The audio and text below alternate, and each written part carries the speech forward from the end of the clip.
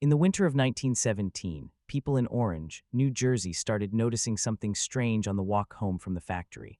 A group of young women would come down the street after dark and they would be glowing, not their lamps, them. Their hair had a faint green shine to it. There was dust on their eyelashes, on their collars, along their forearms, and it gave off a soft light that you could see from across the road.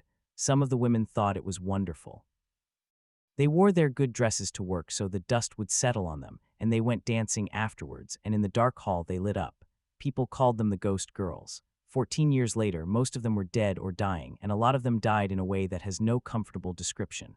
And the thing that killed them was not an accident. That is what makes this story different from a disaster. Nothing went wrong. The paint did exactly what radium does, and the company that sold it knew. So the question is not really what happened to these women. We know what happened to them.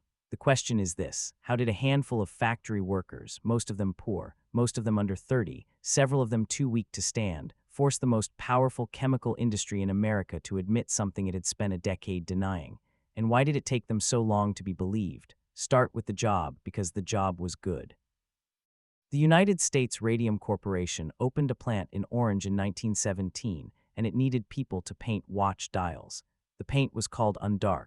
It was radium mixed with zinc sulfide, and when the alpha particles from the radium struck the zinc gave off light. A watch painted with it could be read in a trench at midnight. The army wanted hundreds of thousands of them. The work needed small, steady hands, so the company hired women, and many of them were teenagers. 15, 16, 17 years old, and it paid, really paid. A dial painter could earn 3 times what she would make in a textile mill, sometimes more, because she was paid by the dial, and a fast painter could do 250 in a day. In a working-class immigrant neighborhood in 1917, this was the best job a young woman could get. Sisters brought sisters. Friends brought friends. Whole streets ended up in that studio. The problem was in the method. The numbers on a wristwatch are tiny, and to paint them you need a brush with a point on it. The camel hair brushes went soft and splayed after a few strokes, so the company taught the women to reshape the tip with their mouths. Put the brush between your lips, twist it, get a fine point, dip it in the paint, paint the number. Lip, dip, paint. Some women did it a few hundred times a day. Every time they swallowed a little radium, they asked about it. Of course they asked, and they were told it was safe. And here is the part people find hardest to believe now. In 1917, that was not an obviously insane thing to say. Radium in the 1910s was not what radium is to us. It was a miracle. Marie Curie had isolated it in 1898, and within 20 years it was in everything. There was radium water sold as a health tonic, radium toothpaste, radium face cream, radium chocolate, radium suppositories. Doctors prescribed it. Rich men drank it deliberately. It was expensive and glamorous and slightly magic, and the general understanding was that it was a stimulant that put a glow in your cheeks. The women in the studio were not being reckless. They were being told, by every source available to them, that they were handling something healthy. What radium actually does is quieter than that. Chemically, radium behaves almost exactly like calcium. Your body cannot tell them apart. So when you swallow it, your bones take it in and file it away as if it were the mineral they are built from, and then it stays there, because the half-life of radium-226 is 1600 years. It is not passing through you. It has moved in. And from inside the bone it fires. Alpha particles are stopped by a sheet of paper. Outside the body they are nearly harmless. Inside, with nothing between them and living marrow, they are about as destructive as radiation gets. The bone begins to die from the inside out, holes open in it. It becomes brittle, then spongy, then it collapses. Women broke their legs stepping off a curb. One woman's spine compressed until she lost several inches of height. It reached the jaw first because that is where the brush went. Mollie Maggia was 24 when her teeth started hurting. Her dentist pulled one, and the socket did not heal. It filled with pus and ulcerated. He pulled another, and the same thing happened, and the infection spread along the bone. Over months, her mouth became a wound that would not close. In May 1922, her dentist reached into her mouth to examine what was left of the jaw, and it came away in his fingers. He did not have to cut. He lifted her entire lower jawbone out in pieces with his hands. She died that September. The bleeding could not be stopped. The official cause of death on her certificate was syphilis. That word matters because it was not an honest mistake for long. Syphilis in 1922 was a disgrace.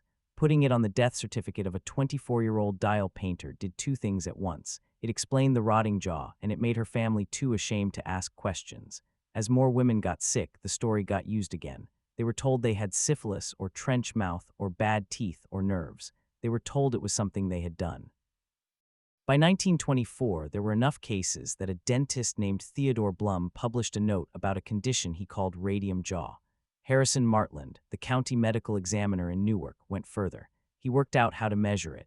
He had the women breathe into a device, and he found radon gas coming off their bodies. He put photographic film against their bones and let the bones take their own picture in the dark. The evidence was not ambiguous. These women were radioactive, and they were radioactive because of their job. The company's response was not to stop. It was to build a defense. United States Radium commissioned its own studies, and when the results came back bad, it did not publish them. It sent doctors to examine the women and then would not release their records. One of the examiners, Frederick Flynn, presented himself as a physician and told Grace Fryer she was in perfect health. He was not a physician. He was an industrial physiologist, and he was working on a contract paid for by the radium industry. The company's public position was that the paint was harmless and that the sick women had brought it on themselves. Grace Fryer decided to sue.